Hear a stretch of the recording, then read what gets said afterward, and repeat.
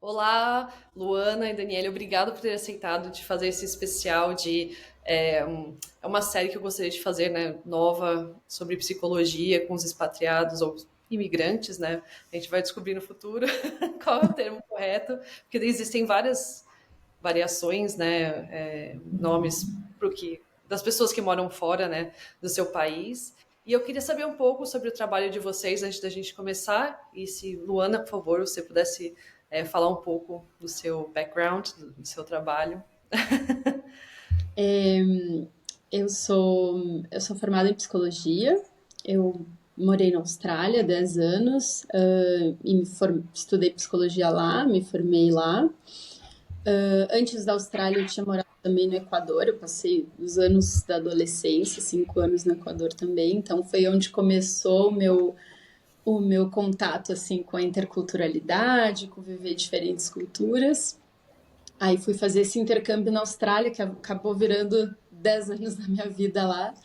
Sim. E, e na Austrália eu tinha uma agência, montei junto com meu marido e outros sócios, uma agência de intercâmbio para estudantes brasileiros que moravam lá. A gente também atendia estudantes latinos, enfim, então sempre ajudava nesse processo de adaptação, na chegada do país, né? E depois, quando tinha que estender o visto e continuar na Austrália, escolher o caminho que eles iam ter, né, na Austrália, no tempo que ficasse lá.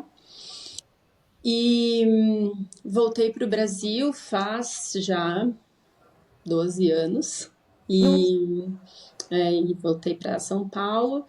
E aqui eu acabei não indo muito para a área da psicologia em si, eu fiquei mais na área da educação. Eu dava aula de inglês e trabalhava na coordenação de uma escola. Primeiro, uma escola um pouco menor, de inglês mesmo, e depois eu trabalhei com uma escola que era um negócio social. Então a ideia era oferecer cursos baixo custo em regiões periféricas de São Paulo, para população com, enfim, perfil socioeconômico, né, que normalmente não teria acesso a escolas mais caras.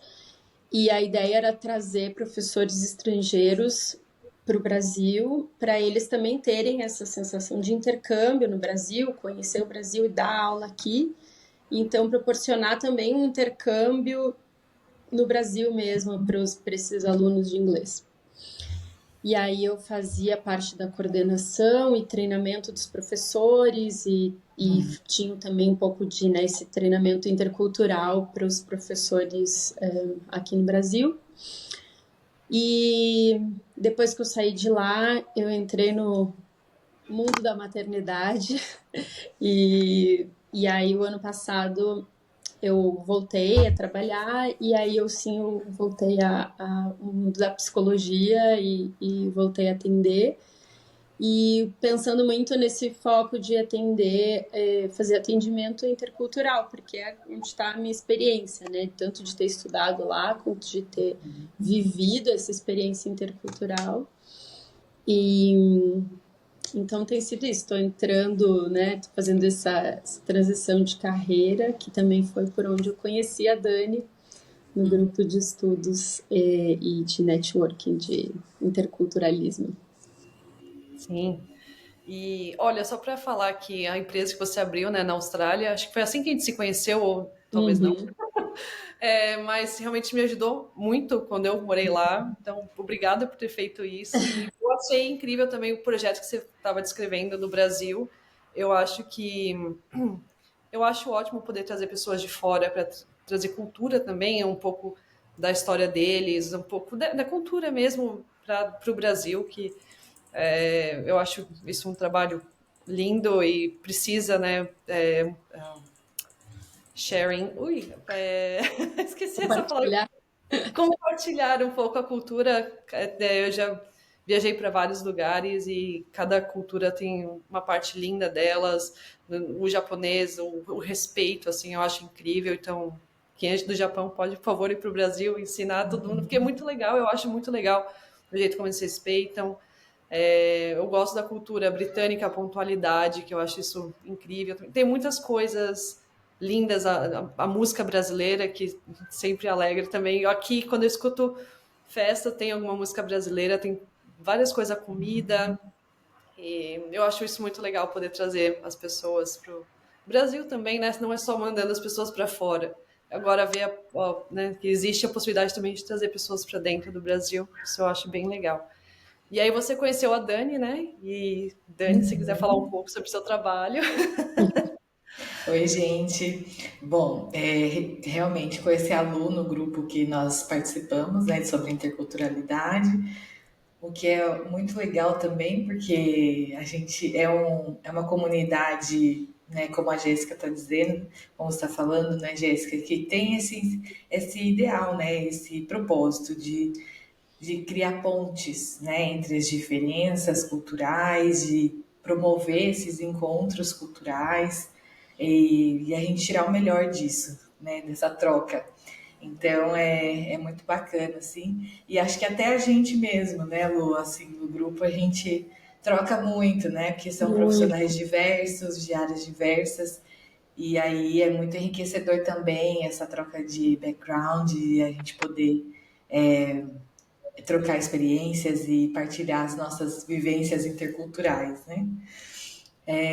Bom, eu sou formada como psicóloga, trabalho especificamente na área da psicologia clínica, mas antes disso, né, acho que vale a pena voltar um pouquinho atrás, assim, 10 anos atrás eu fiz minha primeira experiência internacional, foi quando eu vivenciei um intercâmbio de 6 meses na América Central, na Costa Rica, Que e legal. eu morei num lugar que era muito multicultural, porque era uma cidade onde tinha várias escolas de intercâmbio. Então, nessas escolas, né, nessa cidade ali, era uma cidade assim que você encontrava pessoas do mundo inteiro, né? Era uma cidade bem turística, bem multicultural.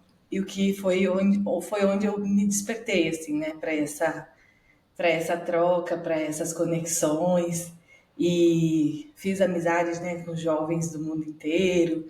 E acho que depois que você vivencia isso, gosta, né, se identifica, é difícil não pensar sobre isso, né? Acho que o intercâmbio é incrível por conta disso mesmo.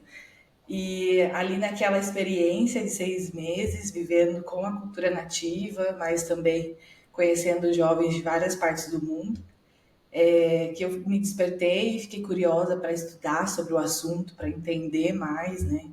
Nasceu aquele sonho de fazer intercâmbio de novo para outro lugar, né? Como jovem ali. E Uhum. foi assim que eu descobri a psicologia intercultural, na verdade, né? Que eu fui pesquisando, fui entendendo o que que faz, né, com que a gente se relacione com pessoas diferentes e tenha uma boa experiência, né? Como que nós somos diferentes, né? Essas perguntas ficavam na minha cabeça ali como esse jovem estudante universitário de psicologia, né? Como que a gente é formado, né, de formas, em culturas diferentes, como que a gente fala outras línguas, né? Aprende outras línguas, enfim. E a partir daí eu comecei a pesquisar essa área por conta própria mesmo, né? Da psicologia intercultural, transcultural, e fui investigando. E até que surgiu a oportunidade de fazer, depois que eu me formei em psicologia no Brasil, fazer uma outra experiência, que daí eu fui sem saber se eu ia voltar tão cedo, apenas fui. Fui para Portugal, morei um ano, fiz uma pós-graduação em neuropsicologia. Que legal. A ideia não era voltar em um ano, né? Mas surgiu aí uma outra proposta, né, de ir para outro país depois de Portugal. E nesse Uhum. intermédio, fiquei noiva, casei e a gente tinha um plano de ir para outro país logo em seguida. Então, terminei minha pós, me organizei e veio a pandemia, né? Quando veio a pandemia, foi uma experiência assim que foi aquele momento, aquele choque de fechar as fronteiras, né? Então, eu estava no Brasil assim em trânsito, só para fazer aquela questão burocrática e tudo mais, de repente não dava para ir para lugar nenhum mais, recém-casada, com planejamento imigratório ali em stand-by, e o que a gente vai fazer? Nesse momento eu decidi abrir o meu espaço, né, que hoje eu chamo de um consultório online, focado no atendimento de brasileiros no exterior. Né, como eu já tinha vivido também essa experiência, já tinha sentido na pele, né, os desafios também, e já vinha estudando sobre a área, então eu peguei toda essa bagagem, né, que eu já estava adquirindo ali e montei o meu consultório online. O que foi muito importante para mim também, né, em questão de criar esse projeto em relação à saúde mental, mas principalmente para aquele momento onde muitos migrantes, muitos brasileiros que viviam, né, pelo mundo estavam também ali encarcerados, né, digamos assim, com as fronteiras fechadas, sozinhos, né, passando por várias questões, então cada país com as suas políticas ali de restrições e tudo mais. Então, foi com esse projeto que eu iniciei o meu trabalho, né? Oferecendo esse atendimento. Muitas vezes era atendimento voluntário, muitas vezes atendimento social, porque eu entendi também que era um momento de crise, né? E que a gente precisava se ajudar enquanto comunidade. E a Sim. partir dali, o consultório foi crescendo. Hoje nós já estamos há 4 anos, né, no mercado oferecendo esse suporte psicológico. Desse período, eu fui embora de novo, fui para a Irlanda do Norte, né, onde meu Sim. marido foi trabalhar. Foi uma experiência extremamente rica, assim, foi a cultura mais diferente que eu já vivenciei, né, de morar mesmo, até porque era diferente da primeira experiência, diferente de Portugal, que eu morei em Lisboa, que também é uma cidade bem multicultural, né? Ali na Irlanda do Norte é um país bem pequenininho, bem fechado, assim, na cultura deles mesmo, tem poucos estrangeiros. Então, acho que essa experiência de me relacionar diretamente com nativos, assim, foi muito intensa, sabe? De você ter que realmente se abrir mesmo, abraçar a cultura, abraçar aquelas pessoas, né? E a comunidade brasileira é menor ainda, né? É uma bolinha, assim, bem pequena. Então, foi uma experiência muito rica de várias reflexões, assim, né? Tudo que eu estudo eu falo que apliquei na prática, porque realmente foi necessário, né? Sim. E depois disso a gente decidiu retornar para o Brasil, a gente passou um tempo em Portugal, mas estamos agora no Brasil e aguardando aqui o nosso primeiro bebê também está chegando. Sim, você Então, está com 39 semanas 39 semanas, de sim. tempo. Sim, exatamente. Então, assim, enquanto ele tá decidido aqui que horas que ele vai sair da casinha dele, eu estou Sim. aqui contribuindo, né, conversando com vocês. Então, vamos aproveitar Cada minuto, né? cada minuto. E uma coisa que eu achei até interessante que você falou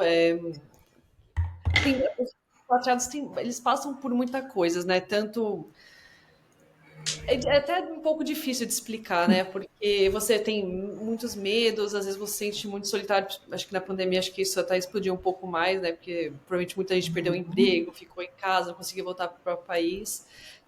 Eu queria falar um pouco sobre os desafios psicológicos que são comuns em famílias, imigrantes, expatriadas e por aí, que vocês veem em termos de choque cultural, se adaptar ao país, à língua.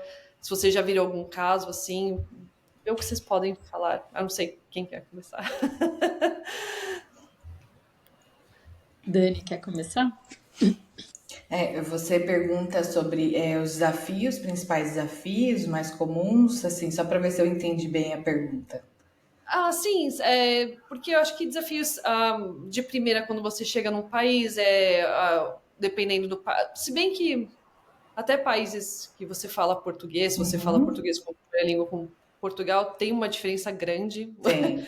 Você sabe bem disso também. Sim, Eu sofri super. muito para entender eles no começo. Hoje em dia eu amo Uhum. a língua deles, não consigo falar igual a eles, Uhum. Também mas não. teve dias que eu preferia Lisboa, você falou, é Uhum, multicultural. É incrível, o nível de inglês deles lá é muito, muito bom. Então uhum. tinha vezes que eu não entendia, eu acabava falando em inglês, porque eu tinha essa barreira um pouquinho a mais com a língua. Boa Mas estratégia. em termos de língua, de choque cultural, a Uhum, solidão que provavelmente você estava com família, com amigos, as ruas que você conhecia desde que você nasceu, os lugares que você uhum, ia, a sua casa. Tem gente que cresce e fica na mesma casa, mesmo se você mudou. O seu local, tudo muda, né? E tudo fica uhum. fora daquela certeza que você teve a sua vida toda, né? Então, queria falar um pouco sobre esses desafios e como isso afeta o psicológico do imigrante, do expatriado, da pessoa que mudou para fora do país. Sim, eu vou falar, talvez eu possa falar um pouquinho mais dessa parte do que eu vejo na clínica, né? E aí a Lu, se quiser falar da experiência, sua experiência também sobre educação, né? Acho que são públicos diferentes, né? E processos diferentes também.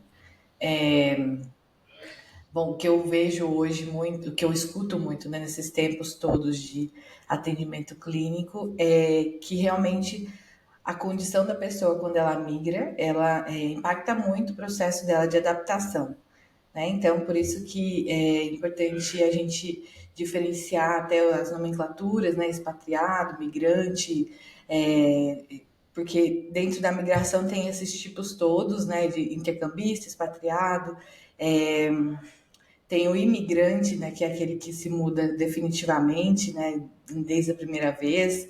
Então, assim, tem vários tipos e condições sociais, né, que a gente chama de recursos protetivos, né, na psicologia clínica. Então, dependendo de como a pessoa foi, como foi todo esse desenvolvimento do plano, do planejamento de imigração, com quantos anos ela chegou, sabe, se ela foi com família, se foi sozinho, se ela já tinha referências, se ela já tinha contatos, rede de apoio ou não, né, se ela tem recursos financeiros ou não. Então, tudo isso entra no pacote, né, para a gente conseguir entender o impacto psicológico que ela vai ter nesse processo mesmo de adaptação. Né? Então, quanto mais recursos protetivos ela tem, mais fácil, né, menos, vamos pensar, menos vulnerabilidades ela vai sentir, né? E aí a tendência é que a experiência seja mais positiva, né, do que desafiadora nesse aspecto, não que não seja desafiadora emocionalmente, mas ela vai ter mais, isso, ela vai estar menos vulnerável, né? Tanto socialmente, culturalmente, o acesso às coisas que ela vai ter ali naquela cultura, né? O acesso assim, posso pagar uma escola de idiomas para praticar o idioma, né? Para conseguir arrumar um emprego, até a questão também da escolaridade, né? Então, que tipo de trabalho ela vai fazer naquele país? Nós vemos, por exemplo, Portugal, tem muitos brasileiros que vão para fazer o trabalho da mão de obra não qualificada, né? E aí os desafios desse setor são específicos, diferentes de, por exemplo, já ouvi relatos de pessoas que trabalham em multinacionais, em Portugal mesmo, né? Numa equipe multicultural, então os desafios são outros, né? A qualidade do trabalho, da saúde mental do trabalho é outra. Então, a gente, nessa escuta, assim, a gente vai diferenciando os contextos e vai entendendo que muito desse processo positivo, né, e tranquilo, assim, emocionalmente mais leve da adaptação tem a ver com isso, né, com o contexto que essa pessoa tá, como ela foi, como ela chegou, quais condições ela tem naquele país, né, e como ela tá, daí vem a outra parte, né, como ela vai enfrentar os estressores, né, que tem a ver com a história de vida dela, que estresse vai ter, né, a se adaptar ao novo, ao diferente, isso faz Uhum. parte, mas como ela vai fazer isso tem muito a ver com a história de vida dela também. Então a gente faz toda essa análise para entender, né, quem é essa pessoa e quais são os desafios dela. Então eu diria que tudo isso é desafio e a gente vai trabalhando a partir daí. Sim, sim. É que existe uma diferenciação entre, às vezes as pessoas usam a terminologia, né, falam imigrantes ou expats como se fosse a mesma coisa, mas os expats normalmente eles são pessoas que vão para, se mudam de país um pouco já com a mentalidade de que ou vai voltar para o seu próprio país ou vai continuar mudando para outros países. Uhum. O imigrante ele vai com a intenção de ficar permanentemente. E muitas vezes o imigrante que vai migrar permanentemente, ele não necessariamente tem condições financeiras, né? Ele está tentando uma vida melhor, ou ele está, né, saindo por alguma questão política, ou enfim. Então, eu acho que é isso que a Dani, né, traz, assim, de tentar diferenciar um pouco o, o público, né, que eu lidava muito assim na Austrália eram estudantes que normalmente tinham condições de vida, né, mais, né, condição socioeconômica melhor, né, e aí chegavam com recurso financeiro, pelo menos recurso financeiro eles tinham. Mas, por exemplo, eles eram jovens, né, muitos de 18 anos, 20 anos, que às vezes não têm recurso psicológico. Então, tem também, né, como lidar com todos esses estresses, porque sempre vai ter o estresse, né, de uma grande mudança na tua vida, vai trazer, né, uma ansiedade de será que eu vou me adaptar, de como que eu vou me comunicar, né, essa insegurança de acho que não saber muito bem se o que eu tô falando tá certo, se eu tô, porque tem muitas normas implícitas, né, quando a gente na cultura que a gente tá, tem um monte de coisa ali de regrinhas que a gente não vê, a gente não sabe muito o que tem por trás, né? E a gente tem, até a gente entender essas regrinhas que não são ditas, tem um tempo, né? Então gera essa ansiedade e tal. Mas dependendo né, da história de vida, eu acho que vai lidar melhor ou pior esse estresse, né? Tinha casos de adolescentes, assim, de pessoas que migravam para a Austrália, né, iam morar na Austrália, que já no aeroporto tinha crise de pânico e queria voltar para o país, Eu assim, então lembro.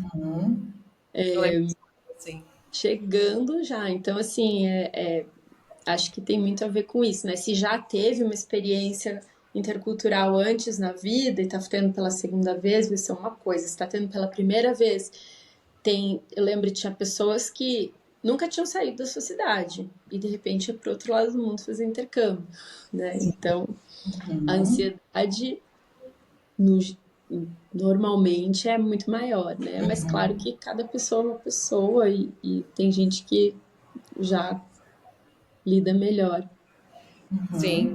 E vocês acham que isso, quando vai uma família inteira com adolescentes e crianças, passam por situações parecidas? Porque quando você vai sozinho, talvez é um pouco mais diferente do que ir com uma família. E afeta os filhos também, né? Eu não sei se vocês já chegaram a ver casos assim de famílias ou já passaram. Acho que não, né? Você tá no primeiro filho, você tá no Brasil. Mas vocês já tiveram algum caso? Porque é interessante também, porque tem muitas famílias que vão morar fora e eu acredito que com certeza tem a união, né, da família, talvez seja mais fácil, mas eu acho que para a criança, para o adolescente, deve ser um pouco mais impactante, assim, também, né? Às vezes não entender tanto, né, o que está acontecendo. Eu já tive o relato de uma mãe aqui, a Milena, que a filhinha dela, eu acho que na época tinha 4 anos, e ela falava, mas eu quero visitar a vovó. Ela falou assim, mas elas estão no Brasil. Ela falava assim, vamos pro Brasil. Ela falou, mas não dá. Ela falou, mas para ela era como se fosse atravessar a rua. Ela, por que eu não posso ir até a vovó, né? E ela falou que para a filha dela foi um impacto grande isso, assim. Demorou um tempo para ela poder entender. Ela era muito pequena, né? Então, eu não sei se vocês têm alguma... Eu Eu, fui essa, O que foi? eu fui essa família que Sim, saiu. né? Porque eu saí com 13 anos e fui junto com a minha mãe, então a gente mudou junto. A E como diferença é que foi, Lu, essa experiência? Acho legal, né, também ouvir assim esse relato. foi é isso, eu acho que ter a minha mãe lá, né, junto, tem uma referência, né? Então tem uma unidade ali que te aterra, né? Traz esse grounding, assim, de tipo, aqui eu tenho minha cultura, e de repente eu saio e eu tenho minhas inseguranças, sei lá, no colégio, mas quando eu volto para casa, eu falo português, eu, sabe, eu falo com alguém que é da minha cultura, que entende exatamente o que eu tô passando, mas acho que é bem também, tem vários conflitos que podem surgir também, né, com essa mudança, inclusive conflitos internos na família, né, dos pais, vai ser conflitos novos que os pais vão ter que lidar, né, com adolescentes, né, que estão passando por coisas diferentes. A experiência dos adolescentes vai ser diferente das mães. Então, por exemplo, a minha mãe trabalhava num lugar muito multicultural e eu fui para o colégio com um monte de equatoriano, né, quando eu morei no Equador. Então, assim, tinha pouquíssimos estrangeiros. Tinha alguns, mas tinha poucos. Então, a minha experiência era uma experiência muito mais de conviver com os nativos e a experiência da minha mãe uma experiência mais de conviver num time multicultural. Então, até esses conflitos entre nós surgia, né? Sim. Mas eu acho que a Dani tem experiências, né, com famílias. Isso, eu tenho experiência atendendo não a família, né, como uma terapia de familiar, mas atendendo o adolescente ou os pais, no caso, numa orientação de pais, né? Que a terapia familiar seria uma terapia focada ali nos conflitos da família, no momento de crise que a família está passando, mas todo mundo participa, né? E aí é uma outra especialidade de atendimento. E isso que a Luana falou é bem interessante, porque a sua experiência, né, Lu, ela é bem representativa do que a gente chama das crianças de terceira cultura, né, que em algum momento dentro da sua fase do desenvolvimento foram expostas, né, a uma vivência internacional, e aí se forma ali os TCKs, né, se forma ali um adolescente com uma mentalidade mais global, né? Com uma mentalidade mais bicultural, multicultural, e atender adolescentes que vivenciam essa experiência similar à sua, por exemplo, é muito sobre isso, né? De entender como essa criança, como esse adolescente está se identificando com aquela cultura nativa e às vezes como isso se torna um conflito na família porque os pais não entendem, né? Porque ele está se diferenciando tanto, às vezes, da família, dos valores da família, traz hábitos novos, né? Da cultura nativa ali, do lugar onde ele está morando, para dentro de casa, que tem uma cultura diferente, né? Com a brasileira. E aí a gente faz toda essa escuta acolhedora e de sensibilização também da família, de entender quem é essa pessoa, né, que está sendo formada ali, né, esse adolescente.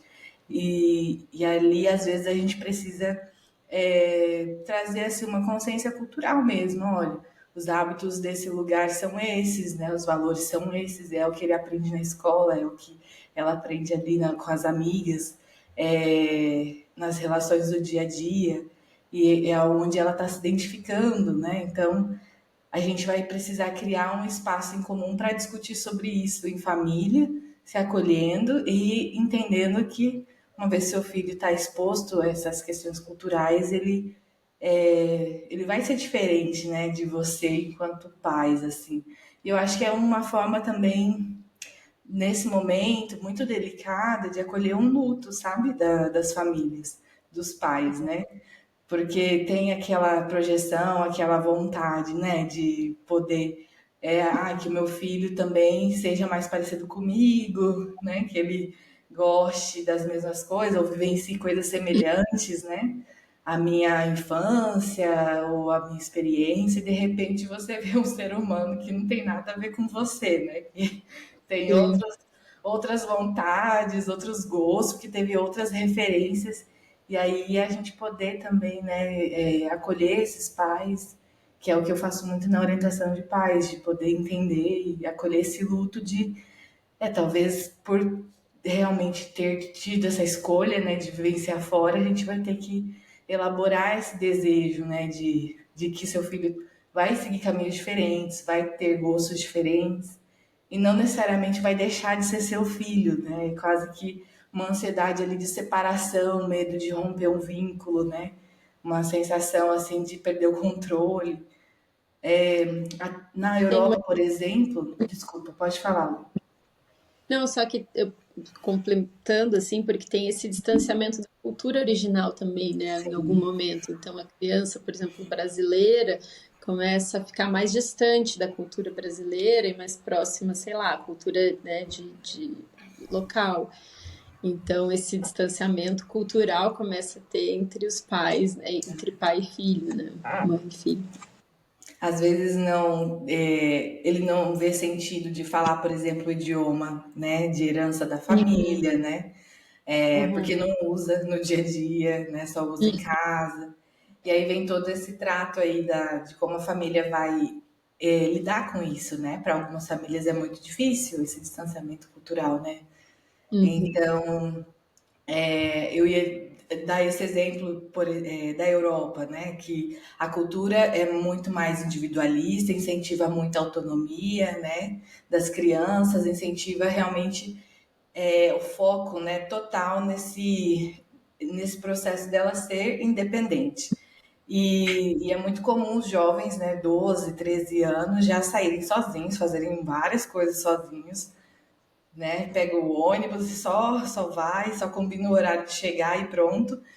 E para as famílias Sim. brasileiras isso é muito diferente, né? Então, os pais são muito mais conectados, muito mais presentes ali, o vínculo é muito forte nesse sentido de estar junto, né? De fazer coisas juntos e tem também toda aquela bagagem que vem da nossa história, né? Enquanto brasileiros, de segurança, de ter que ter cuidado, de ter que, né, não pode sair sozinho à noite, não pode fazer várias coisas assim no mundo externo nessa idade.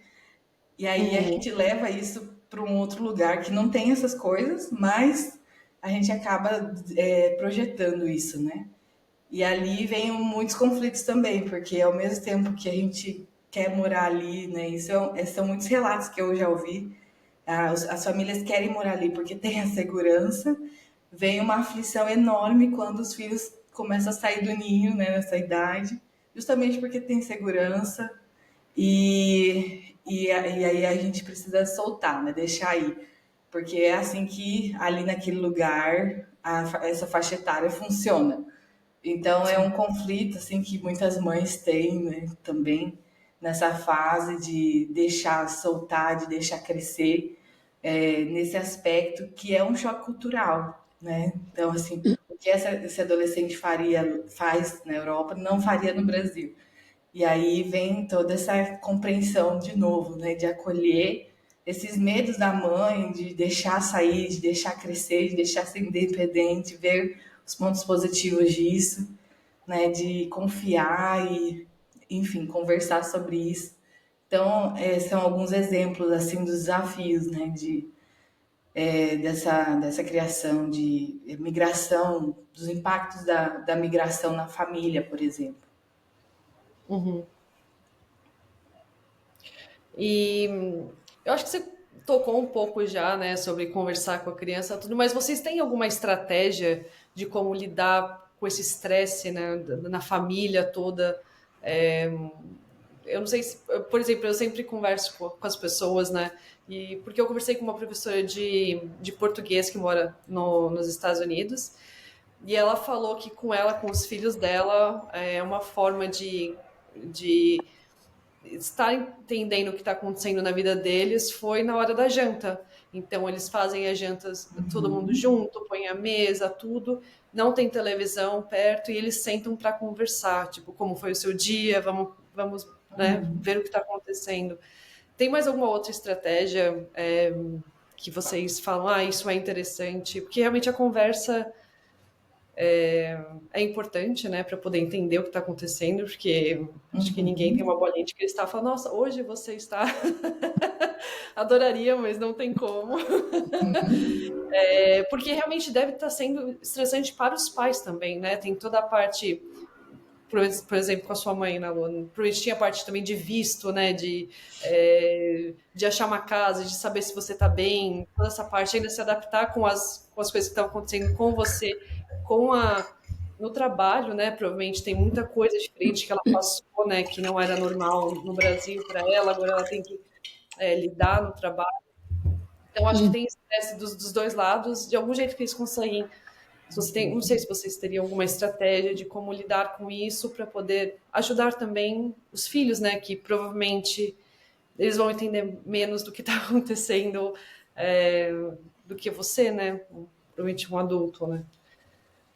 A gente até surgiu esse assunto, né, em algum dos grupos de estudos e uma estratégia que a gente conversou foi sobre manter alguns rituaizinhos, né? Então, em famílias que estão estruturadas e que estão assim, né, passando por que tem uma certa, já está um pouco, como eu digo, não tem grandes estresse, não tem grandes questões de ter que sair procurar trabalho, né? Tipo, tem uma certa estabilidade no lugar que tá, de ter alguns rituais que trazem de volta para esse lugar da família, que, né, um pouco como a pessoa que tu conversou fazia, né? Então, um ritual da janta, de sentar na hora de jantar e ter essa conversa sem tela, sem nada por perto. A gente, com a minha mãe, eu tinha isso que eu lembro que era o café da manhã de sábado. Ela sempre trazia uma comidinha especial de uma padaria que a gente gostava e a gente sentava de manhã, fazia um café da manhã gostoso e era o nosso momento que a gente sentava e conversava, parecido, assim. Então, tem gente que vai escolher fazer a terça das pizzas ou o dia para onde quer que vá, vai fazer, não importa qualquer lugar do mundo que vai estar, vai fazer um pão de queijo que vai ser um momento especial.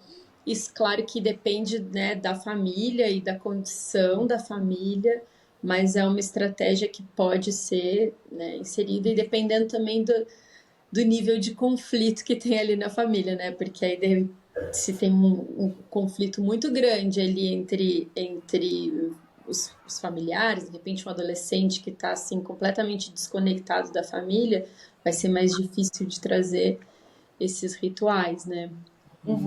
Mas Bem lembrado, Lu. Depende muito de como está a saúde da família, né?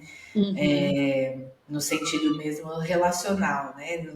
Assim, o vínculo está fortalecido, não está, né? Então, se a gente tem esse vínculo, os rituais funcionam super bem, né? A gente pode criar momentos relaxantes juntos, presente, né? Criar, buscar jogos, criar espaços mesmo de diálogo, né? De troca ali com a criança, com o adolescente, mas em condições onde isso já está dificultado, né? Daí pensando assim, imaginar que um cenário. Chegamos no novo país, recém chegamos no novo país, vem essa loucura aí de procurar trabalho, né? Que é uma loucura, né, gente? De sair procurando trabalho, procurando casa e ajeitando tudo e realmente é um peso bem grande para as famílias ter que dar conta de tudo ao mesmo tempo, né? E às vezes essa criança ou esse adolescente pode sim ficar um pouco de escanteio ali por um momento, né? Porque o foco da família é trazer as necessidades básicas em primeiro lugar, né? Que é ter onde morar, é ter um trabalho, né? Tá com as burocracias em dia, se inscrever os filhos na escola, né? E conseguir ter ali aquela vida estruturada. Mas nesse processo, né, de então assim não trazendo uma culpa, mas essa atenção, né? Talvez a gente possa, para que não chegue numa situação onde essa criança, esse adolescente não seja visto, né, nas suas necessidades emocionais também, é a gente poder criar pequenos momentinhos ali de atenção mesmo, né, de perguntar como está se sentindo, de incluir no processo, às vezes, né, de resolver problemas do jeitinho que ele pode, né? Então, assim, explicar, às vezes a gente fala, ah, mas criança não vai entender, né? Não compreende esse momento. Mas se a gente está pensando numa mudança de vida tão grande como essa de mudar de país, né? É importante incluir no planejamento as necessidades dessa criança, desse adolescente, deixar ele falar, deixar ele se colocar as ideias deles também, né? Não que vai ser definido ali tudo por conta do desejo dessa criança, desse adolescente, mas para ele se sentir participando, né? Então, olha, trazer uma sensação de mais de um time, né? Então, temos aí um grande desafio, né? A gente vai ter que organizar tudo isso e aí a gente pode trabalhar como uma equipe, como um time, em família, no enfrentamento dessas responsabilidades, né? Delegar responsabilidades. Então, assim, ele se sente mais parte e menos de escanteio, né? E menos separado do processo. Então, ali ele consegue participar e fortalecer o vínculo e não um afastamento, né? Do tipo, não posso falar sobre meus problemas porque minha família está estressada, né? Mas sim posso participar desse processo, né? E talvez ali nessa participação a gente consegue também estar presente e sentir, né, o que essa criança, que esse adolescente está vivenciando também, sabe? Mas é um Sim. processo complexo, né? É difícil. É muito importante esse acolhimento nessas horas, porque exige muito, né, dos pais ter todo esse equilíbrio de manejar aí as situações, né? São muitos pratos tendo que ser equilibrados ao mesmo tempo, né? Sim. E tem também uma coisa que eu acho que nós, como pais, independente da situação, a gente cai muito, né? De querer, nesse momento de acolher e de uma certa forma, confortar. E então falar, mas não precisa ter medo, mas não precisa ficar inseguro. Ah, não chora, não fica triste, vai ficar tudo bem, né? A gente tem essa necessidade, acho que é muito mais assim para a gente conseguir, né, se sentir que a gente está, né, dando um conforto, mas às vezes só ouvir simplesmente e acolher sem ter que falar, mas não fica triste, mas não fica assim, mas não precisa ter medo, sabe? Porque às vezes a criança está sentindo aquele medo e ela só precisa saber que ela precisa falar e desabafar, né? Então, sem ouvir, assim, o que a gente vai fazer com isso e só acolher, né? E eu, É um acolher os lutos, né, Lu? exatamente, Os lutos dos próprios pais mesmo, né? exatamente. As dúvidas, né? Será que eu fiz a escolha certa? Será que, né, agora meu filho está sofrendo com essa experiência, né? E será que foi a escolha certa? Será que realmente? Então, esses serás, né, são muito complicados, assim, né, nessas horas, porque atrapalham, né, esse processo de acolhimento da criança, né? De estar presente ali, né? Que você sente muita culpa, né? Muita responsabilidade. Sim. E outra coisa para as crianças pequenininhas, assim, eles têm muita necessidade de uma certa previsibilidade, né? Então, o que a Dani trouxe, por exemplo, de contando, de falando o que vai acontecer, de fazer a criança, de incluir a criança, acho que é bem importante, porque às vezes tem essa ideia de que, mas ele não entende muito bem, então eu não vou nem falar isso. Mas tem uma importância muito grande de trazer previsibilidade. Então, claro que nem tudo é muito previsível, então, de repente, a gente não sabe muito bem de amanhã, mas a gente tem, mais ou menos isso que vai acontecer, a gente vai fazer assim, assim, assim, amanhã vai ser isso, depois trazendo essas questões para a criança, envolvendo eles, né, no planejamento de todo o processo. Eu acho que é importante para a criança ter essa previsibilidade, né? Porque para eles é difícil de entender, assim, a gente, no ano passado, uns grandes amigos aqui no Brasil, que a gente teve filho muito próximo e nossos filhos se dão muito bem. E aí, eles estavam sempre juntos, todo fim de semana, a gente se encontrava várias vezes durante a semana, e eles foram morar em Malta, um ano. Então, as crianças se separaram e tinha uma relação de primo próximo, assim. E para o meu filho que estava com 4 anos, era difícil de entender, mas por que que ele foi embora? Para onde que ele foi? Vamos visitar ele? Quando que ele vai voltar? Por que que ele não vem aqui? E são perguntas que elas vêm que a gente responde várias vezes. E é várias vezes a mesma pergunta. Mas por que que Pepito não está aqui no Brasil? Por que que ele não mora em São Paulo? Né? E às vezes ter essa paciência com os pequenininhos, principalmente, de que tu vai ter que responder aquela pergunta várias vezes e responder várias vezes faz parte do processo de entendimento da criança daquilo, né? E às vezes pode ser meio, ai meu Deus, estou respondendo de novo essa mesma pergunta, mas é bem importante para eles entenderem, né, esse processo. Sim, sim, com certeza. E com certeza também tem métodos, né, que podem. Eu não sei com qual idade que seria, porque eu cheguei a pesquisar algumas coisas de como manter, né, conectado a família. O WhatsApp, eu acho que é clássico, né? Fazer chamada de celular. Mas existem outros métodos também, né? Que talvez hoje em dia, seu filho está com quantos anos, o mais velho? O mais velho tá com 5. Ah, então faz pouco tempo. Eu ia falar, tipo, parece uns 10. Não, não. Existem jogos de computador que eles podem jogar ao mesmo tempo e ir conversando. Existem museus, né, que você pode fazer a versão online, que eles podem, sabe, passear junto no museu. Tem várias coisas que podem aliviar um pouco, né, dessa distância, tanto com os avós, né, jogar online algum outro joguinho que eles gostem também. Então, existem métodos também, né, para poder ajudar, mas acho que 5 e 4, acho que não. Talvez só o celular, por enquanto. Já vê a chamada E de pronto, WhatsApp. celular, chega uma hora que eles cansam, eles veem um pouquinho, oi, vovó, fala um pouquinho, sai, não quer mais falar. Sim, sim, também. Tem algum outro jeito que vocês acham que pode ajudar nesse processo, né? Além de conversar, algum outro método diferente que vocês já viram, ou passaram, ou já leram sobre, para ajudar alguma estratégia, né? Ou para a criança que está mudando, ou o amiguinho que foi morar fora, de poder quebrar um pouco desse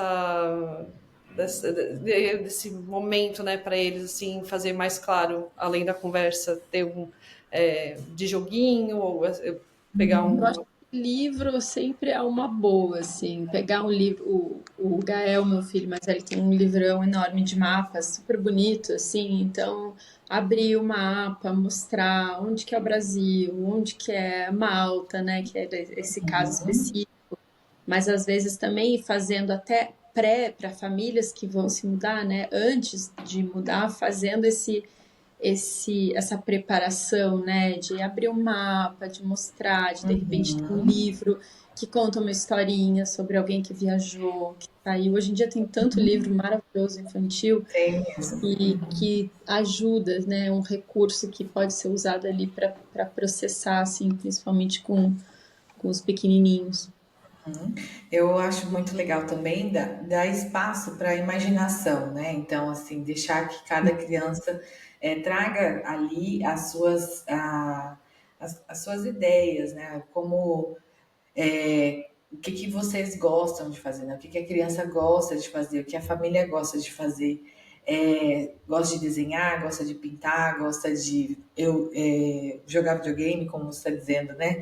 Esses jogos online é mais familiarizado com os mapas, né, como a Lu falou, porque aí vem de cada família criar o seu próprio jeito, né, de se despedir também, né, os rituais de despedida são extremamente importantes para as crianças, para os adultos também, né, mas para as crianças eu acho que tem ali uma delicadeza de você fazer uma festinha de despedida, ou então Sim. escrever cartas, né? Então, criar ali um espaço para fazer cartões, cartas para o amigo que tá indo embora, ou escrever cartas mensais para o amiguinho que foi, porque nessa é diferente voltar um pouco, né, antes da tecnologia, né? É diferente quando você faz um desenho, né, ali, você expressa o que você está sentindo para aquela pessoa que você sabe que não está ali com você, né? Tem um processo emocional envolvendo aquela escrita, aquele desenho e botar ali no correio para mandar os cartões, né? No Reino Unido, quando lá na Irlanda do Norte, né, faz parte do Reino Unido, a gente tinha muito essa tradição de mandar os cartões. Eu achei aquilo fantástico, tanto para os adultos também, né?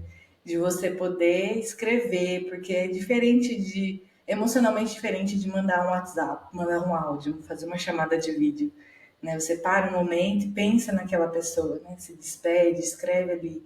Então, eu acho que voltar um pouquinho a essas ideias é, não tecnológicas, né? Deixar a criança produzir algo que saia dela, né? Olha, como que a gente pode se conectar com essa pessoa que está longe? E deixar que ela produza algo por si mesma também é uma forma bem importante, assim, de deixar ela demonstrar esse vínculo, né? E o que ela está sentindo, e a gente poder acolher daí esse real sentimento ali no momento, sabe? Então, essa seria uma sugestão, talvez. A gente teve recentemente uma experiência aqui em casa com isso, porque a minha mãe não mora em São Paulo, né? Ela mora na Serra do Rio, no Rio de Janeiro. Então a gente tava lá e teve uma situação que o Gael resolveu escrever uma carta para a avó dele. A vovó tinha saído e aí ele queria escrever um cartão, acho que estava também perto do momento da gente ir embora e ele estava mais emotivo, então ele foi ditando a carta e meu marido foi escrevendo. E aí a minha mãe se inspirou nisso e mandou uma carta para ele, uma carta por correio. Escreveu uma carta e chegou uma cartinha com selo, com tudo. Oh, E aí ele chegou aqui assim uma alegria de ter recebido, de ver uma carta da vovó. E aí a gente também mostrou, ensinou como que era e tal, e ler junto com ele, né, o mais velho estava mais envolvido nisso, porque entende mais. O meu mais novo tem 2 anos e meio, então ainda fica meio que entende, mas mais ou menos não entende um pouco, o outro tanto não entende. Mas foi uma experiência muito legal, assim, de ter esse outro tipo de comunicação e realmente que tem uma afetividade completamente diferente de tu mandar um WhatsApp, né?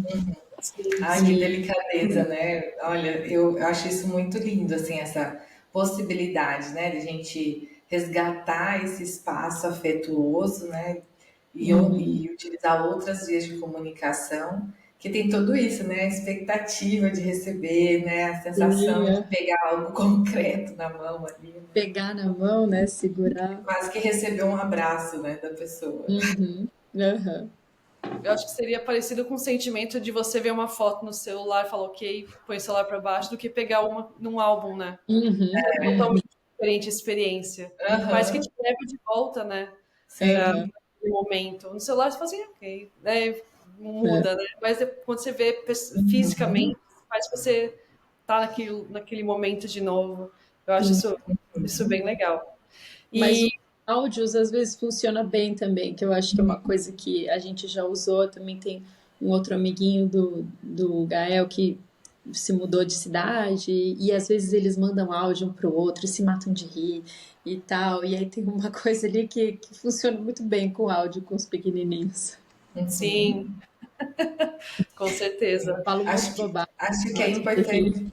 Acho que é importante lembrar, né? Quando você falou dos pequenininhos, me veio essa mensagem, né? Não é porque tem 4 anos que não sente, né? Essa Uhum, saudade, né? Então, uhum, às vezes a gente vai ter que sentar e conversar sobre saudade, sobre uma questão, né? Uma emoção, um sentimento super complexo com uma criança de 3, 4 anos, né? Então, tô sentindo um aperto no peito, tô triste, tô chateado, assim, de algum jeito, se você perceber, né, que tem ali alguma emoção envolvida, né?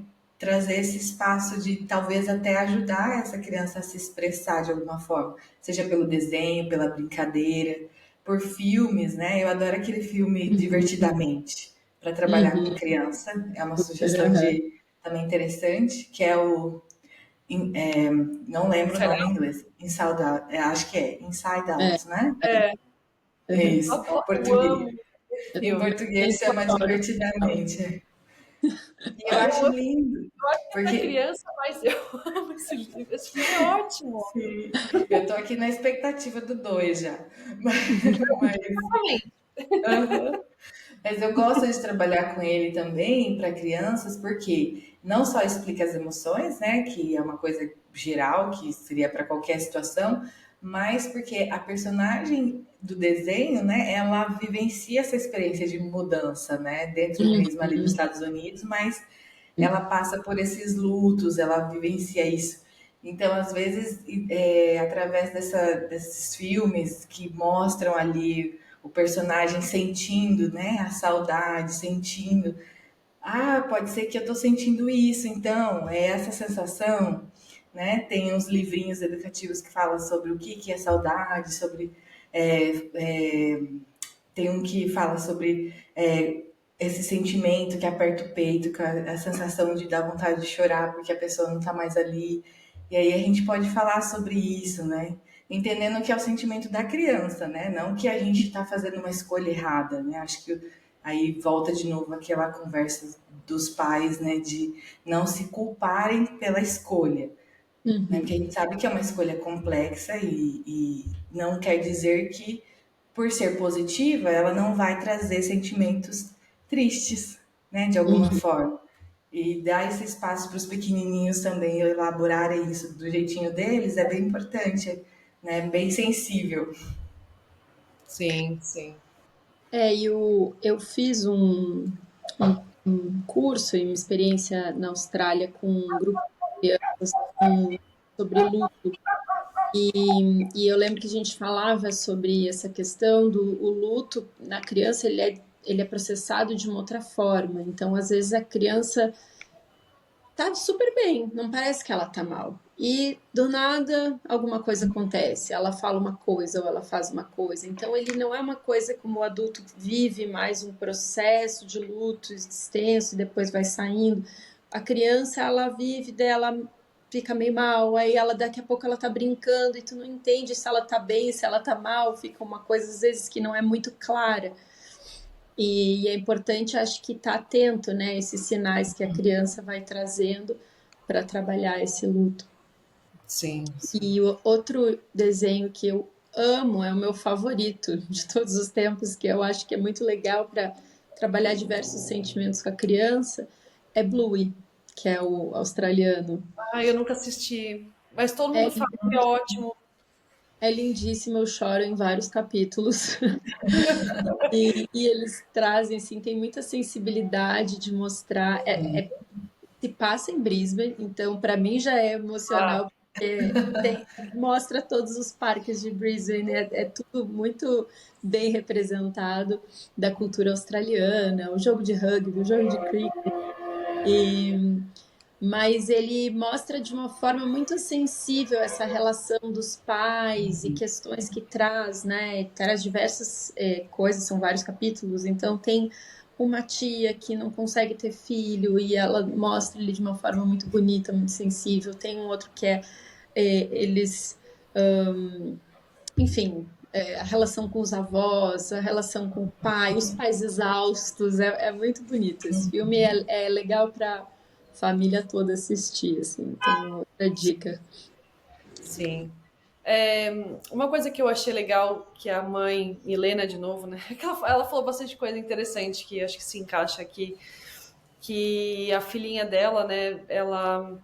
Ela falou muitos dos pais quando se mudam, falam assim, não, a criança precisa se integrar na cultura e põe direto numa escola, alguma coisa. E ela falou que a filha dela estava com muito. Criança brinca, né? Independente da língua, estão brincando, mas ela não conseguia se expressar, uma coisa que ela não gostava, que ela gostava. e ela falou que quando ela levou a filhinha dela para brincar com brasileiros, ou para uma festinha brasileira, eu não lembro exatamente o que ela falou, foi aí que ela conversou com outras crianças, né, da idade dela e percebeu, nossa, eu não sou a única que me sinto assim, né? E aí ela começou a se abrir mais. E eu acho isso bem interessante, né? Você achar um pouquinho também da sua identidade, você deixar um pouquinho para trás, né? E mostrar para seus filhos, não, tem gente que passa por isso, não é só você, então vamos conversar com outras pessoas que estão no mesmo. Às vezes até para os pais ajuda um pouco, né? Se você redes sociais têm um lado não muito bom, né? Mas tem muita coisa boa. Eu já conversei com mães que estavam com depressão, entraram no Facebook e falaram assim: não, eu estou se sentindo muito bem, vamos fazer um piquenique. Vários brasileiros apareceram, vamos fazer um piquenique junto e vamos ficar todo mundo sozinho junto, né? Porque foi a Maria, ela falou: eu tinha um filhinho de 4 meses, o marido dela trabalha viajando, então ela estava sozinha na Austrália, não falava o idioma. E ela falou: eu consegui 70 mães para vir no piquenique, foi uma festa, e desde então ela não para, fica fazendo festa, playdates, assim. Eu acho isso bem legal, né? Tipo, de você achar um pouco da sua cultura, da sua comunidade, mesmo que seja em outro país, né? Um pouquinho da sua identidade ainda, né? Eu acho que ajuda bastante no psicológico. Então, eu não sei se vocês passaram por algum caso assim, que é interessante compartilhar. Quando a gente fala de integração, né, tem vários aspectos que a gente pode colocar, né, de modo geral para a família como um todo, né, e isso serve também para as pessoas que migram sozinhas. Existem várias estratégias, vários processos que a gente vivencia, né? Então, pensando assim, nas crianças também, né? Então, o fato é que todos vão passar por esse processo de se adaptar.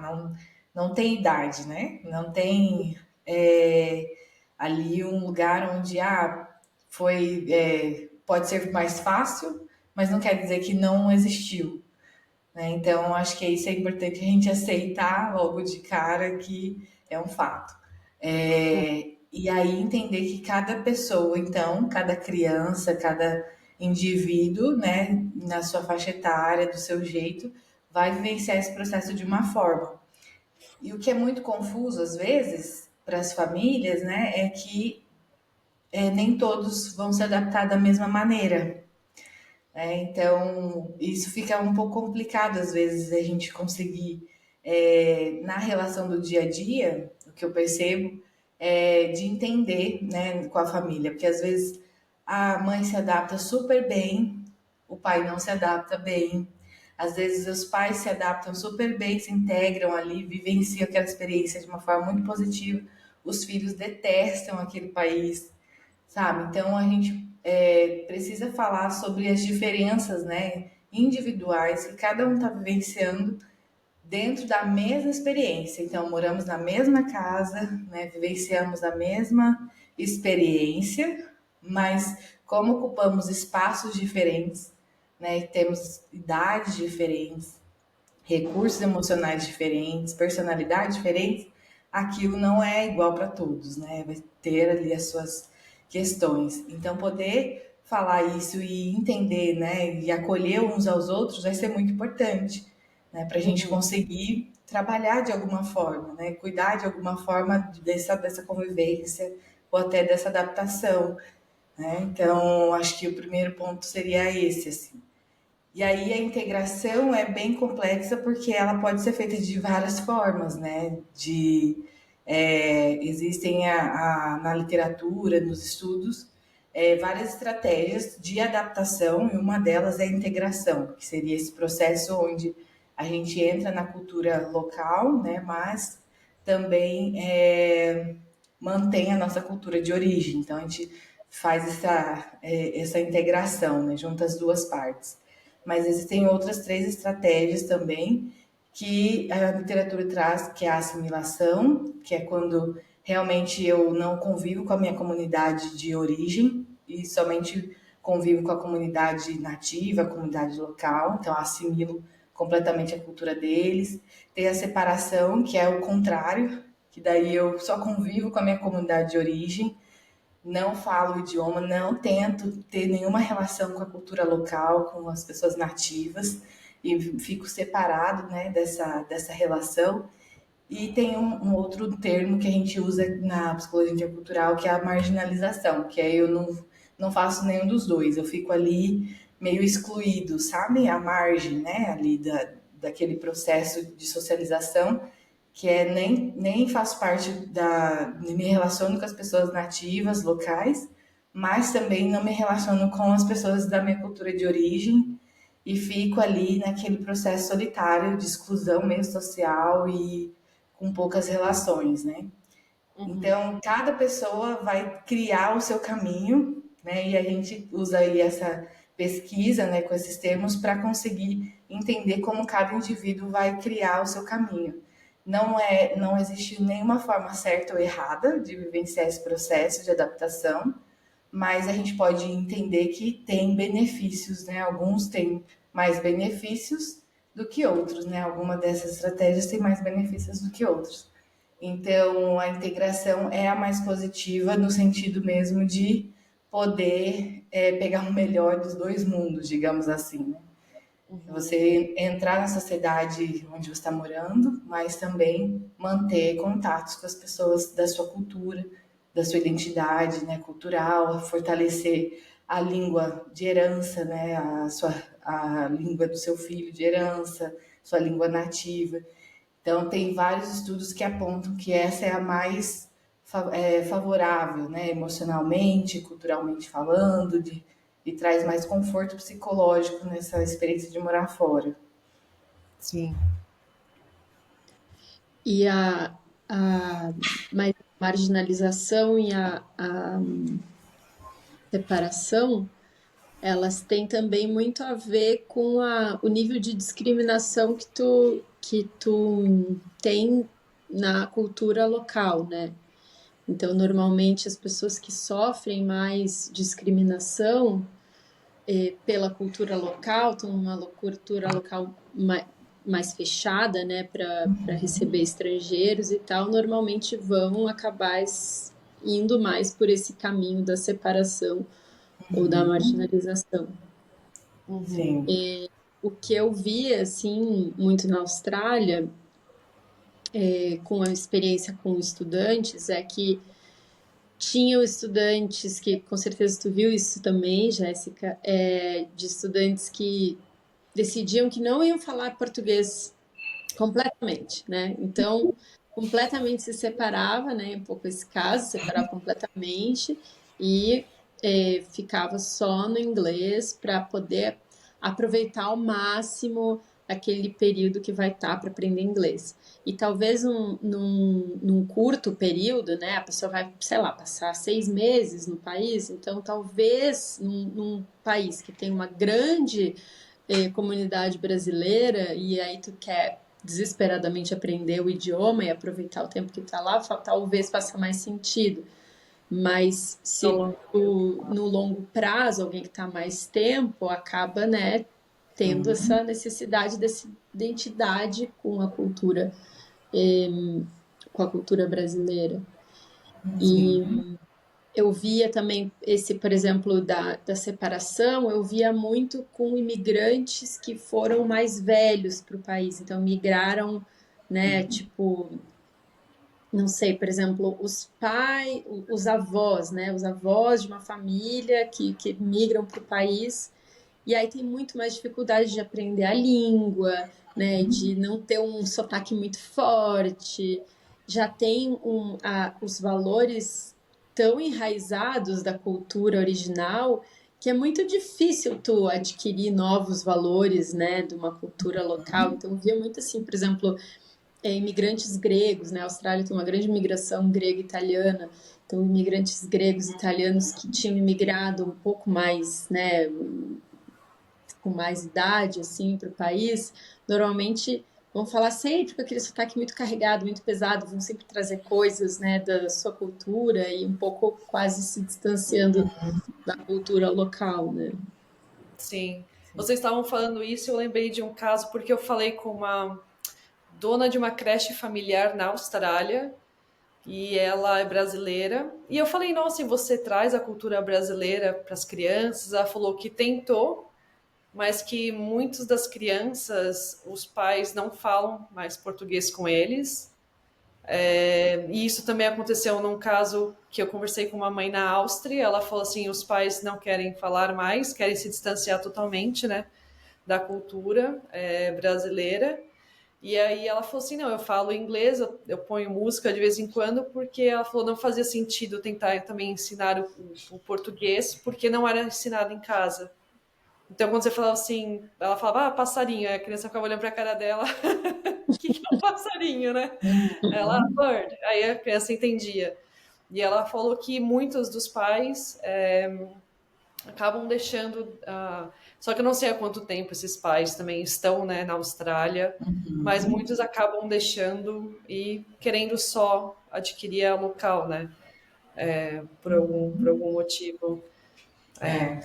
É por isso que eu disse que não existe uma estratégia certa ou errada, né? E sim aqui a pessoa vê que faz mais sentido e que ela se adapta melhor, né? Os estudos Sim. falam que a integração é a mais benéfica a longo prazo, né? Mas não quer dizer que a pessoa não possa se adaptar de outras formas, né? Como você está dizendo, seria mais uma assimilação, né? Esse seu exemplo, né, Jéssica? E também entra aí uma questão bem complexa da dificuldade que muitas famílias têm, né, de preservar essa identidade cultural da sua origem, né, preservar a identidade cultural, a gente chama de herança, né, porque vem dos pais, né, nas crianças pequenas, crianças que nascem fora do Brasil, por exemplo, né? Porque Sim. ela vai, por mais que ela cresça ali falando português ou aprendendo português no comecinho da vida, quando ela é socializada no contexto externo, né? Vai para a escola, vai para a creche, ali a influência externa ela é muito grande, muito forte. Sim. Né? Então acaba que existe muita dificuldade de manter o bilinguismo, que seria uma forma já de integração, né? Estratégia de integração, manter os dois idiomas. Então é bem difícil, né, você conseguir fortalecer esse outro idioma sem você se sentir assim, como se diz, quase que uma desvantagem, né? Porque é você, uma pessoa contra toda uma cultura, né? Todo um país. Sim. Então, Sim. assim, eu vejo que tem isso também, né? Para a criança, às vezes, ter esse contato é muito complexo e para os pais também é um desafio muito grande, porque você tem 300 mil coisas para fazer do dia a dia ali, né? E ainda ter que ter esse espaço, né, para Sim. fortalecer essa parte, né? Então, Sim. acho que a gente precisa ter muito essa sensibilização mesmo da importância, mas ao mesmo tempo também esse espaço de acolhimento, né? E famílias Sim. biculturais, então, ainda nem se fala, né? Porque daí é mais uma camada Isso que de eu ia falar. complexidade. Porque quando eu conversei com essa mãe e eu conversei com o professor de português, normalmente isso acaba acontecendo quando tem duas culturas. E se, por É, exemplo, se é uma brasileira casada com um australiano, a chance. Eu tenho uma amiga Luana, ela falou, é extremamente difícil porque a criança está absorvendo o inglês 24 horas do dia. sim, E aí, quando Uhum. você tenta falar em português, às vezes depende da idade, fala assim, não quero mais saber do português. Então, é, realmente, é mais difícil. é muito E difícil. o seu parceiro, né, o seu marido, namorado, precisa entender também por mais, se não fala a língua, assim, tem benefícios do bilinguismo, mas se ele não se importa ou ela não se importa tanto, é mais difícil ainda para passar para a criança. Com Então, certeza. pelos E a dois lados mãe, eu, da vida. as, ai, desculpa. Pode falar. Eu acho que as mães já vivem tendo que matar um leão por dia, né? Tipo, todos os dias são. As 2 primeiras horas do dia tu já venceu 53 batalhas e perdeu algumas também. Sim. também tem uma hora que tem que botar isso na balança, né? Tipo, as mães normalmente, claro que pais também têm uma sobrecarga, mas no geral a mãe é mais sobrecarregada do que os pais. Então, se é uma mãe que também, além de todas essas batalhas que ela tem que enfrentar por dia, ela também tem que enfrentar a batalha de ter que brigar com a criança para ver se ela responde no idioma, é difícil, né? Eu imagino que deve ser uma relação muito, É mais muito uma carga, né? exatamente. Na Irlanda do Norte, que tem uma comunidade brasileira muito bicultural, né? No sentido de famílias biculturais, né? Essa também foi a minha experiência lá, de ver, assim, como é difícil para as famílias conseguirem manter a identidade cultural brasileira e o bilinguismo, né? O português como língua de herança, por conta dessa questão de estar no país, né? Seu marido fala aquela língua nativa, seu filho está sendo. Então, assim, a proporção de estimulação, ela realmente é uma desvantagem, né, para a gente trabalhar. E aí, o que eu diria nesse caso, isso é muito importante para as mães, vamos pensar para os pais que são brasileiros, que vivem essa multiculturalidade em casa, né, essa relação bicultural, procurar espaços, né, ou construir os próprios espaços, porque é uma luta que sozinho é muito mais difícil de ganhar, né? Uhum. Então, um caso muito legal que eu participei foi com uma amiga, mãe, lá na Irlanda do Norte, onde a gente estava morando, que ela teve essa experiência de dizer isso, né? Assim, vai ser quase impossível da minha filha falar português, porque, enfim, todo mundo, né, no inglês e a cultura e tudo mais. E aí, conversando, a gente teve uma ideia, né, dela criar o próprio espaço de praticar o português com os pequenos. E ela criar essa comunidade dela, assim.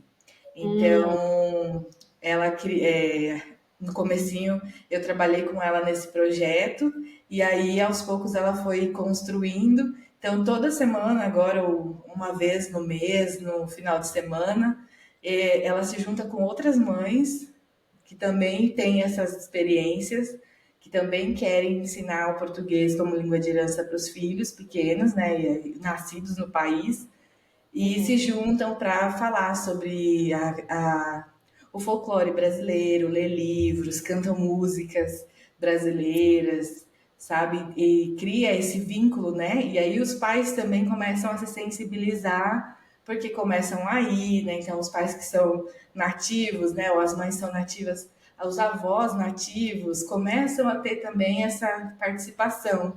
Então, começou aí toda a família, assim, e foi muito lindo ver como que se tornou um espaço de pertencimento, né, onde as famílias, todas na mesma condição, podiam entender, né, que isso de alguma forma era importante ou para a mãe brasileira ou para o pai brasileiro e que de alguma forma poderia ser passado para as crianças. Então, de um jeito muito simples assim, né, uma organização assim bem básica, bem simples, mas que faz toda a diferença no desenvolvimento depois, né? E na saúde mental da família como um todo, que traz um espaço de pertencimento. Eu imagino também, Dani, eu não sei se existe algum estudo sobre isso, talvez tu saiba, sabe se tem ou não, mas que essa questão de manter né, de seguir a estratégia da assimilação, né, e não manter a sua própria cultura, né, original, eu imagino que deve ter um pouco a ver também com a conexão que tu tem com o país original, né? Porque se é uma pessoa que não tem uma conexão tão forte, talvez não tenha uma conexão afetiva tão forte com o país, ou uma conexão, né, de identidade com o país, talvez vai ir mais por essa estratégia de assimilação do que uma pessoa que tem uma forte conexão com o país, de repente tem laços familiares muito fortes, né? Uma conexão ali com a identidade, com né? Porque tem aspectos culturais, por exemplo, o brasileiro, de uma forma geral, tem esse sentimento mais coletivo, né? De ser mais coletivo no sentido de compartilhar as coisas, menos individualista, e a cultura, por exemplo, não sei, né, do Reino Unido é mais individualista, mas às vezes tem um brasileiro que ele não se conecta muito com essa coletividade, né? Ele se conecta mais com o individualismo. Então ele é mais. Então eu imagino que tem um pouco a ver assim com a tua conexão com o país local também, né? O tipo de estratégia que tu vai seguir nesse processo. Com certeza, Lu. Com certeza. Tem muito a ver com a nossa bagagem antes da migração, né? Por que que a Uhum, gente foi, né? Para que a gente foi e que conexão a gente quer manter com os nossos laços, né? Com as nossas raízes. uhum, E aí pode vir de tudo, né? Esses porquês podem ser muitas coisas, né? sim. Mas com certeza essa assimilação tem a ver com isso, mas ao mesmo tempo tem uma outra coisa que eu acho interessante, que é às vezes a pessoa se sentir pressionada a ter que ser uma outra Uhum, pessoa também, né? Então isso também pode uhum, acontecer.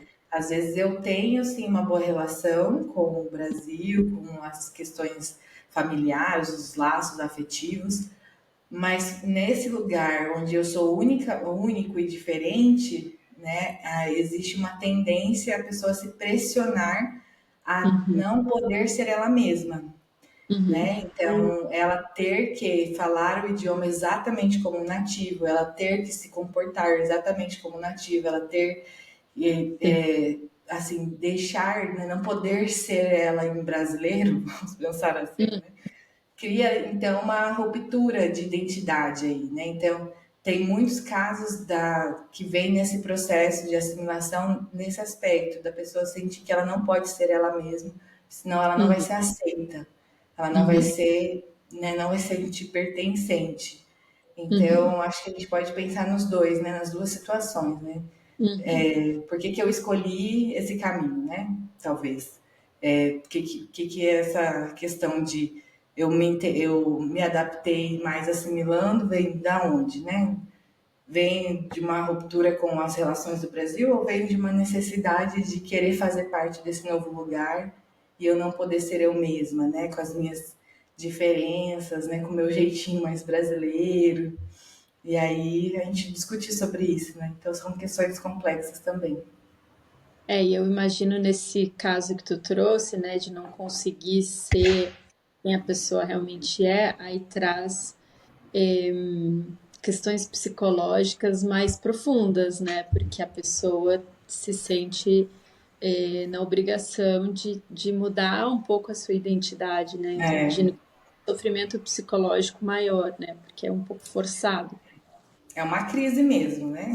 Uhum, Uma crise de identidade, assim, e um desconforto muito grande, né? Porque no fim das contas a gente nunca vai ser como nativo, de fato, né? uhum, uhum, Então, vem um processo aí bem sofrido. Por isso que quando os estudos apontam que a integração é mais benéfica emocionalmente, é nesse sentido, né? Porque tem os lados negativos de cada processo. Por exemplo, a separação. A gente perde um monte de oportunidades, né? Tipo, não falar o idioma, não conhecer a cultura que a gente está morando, não entrar nos espaços, né? Como que eu vou fazer uma faculdade se eu não sei o idioma, ou se eu não sei, né, como a educação funciona? Por exemplo, vocês estudaram, né? Fizeram faculdade fora. Se eu crescer separada desse envolvimento com a outra cultura, eu nunca vou conseguir fazer parte também da sociedade de uma forma enquanto um cidadão, né, que paga os impostos, que tem o direito de estar ali, que tem ali uhum, as burocracias, né, que adquiriu o direito humano mesmo de ser cidadão do país, né? Então a gente perde muitos espaços, né, de participação porque está separado, né? Então isso seria uma coisa que traz muito prejuízo para a pessoa, né? Então, pensando ali no jovem, numa pessoa adulta ou até nas crianças, né? quando é mais velhos, a gente entende que é uma questão de idade, que é uma questão da pessoa, né, igual você falou, de ter as crenças muito enraizadas, de às vezes até não sentir necessidade mesmo, né, Uhum. de querer aprender outras coisas. Mas na vida adulta, jovem, produtiva, que você precisa, né, estar ali em relação, traz muito prejuízo. Sim.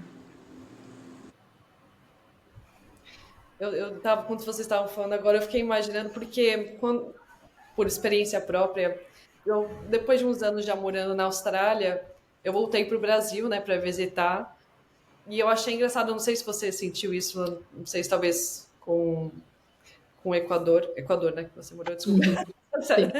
É, você também, às vezes, perde um pouco do brasileiro, mas também não chega a ser local, então você fica meio Uhum. preso naquele limbo, né?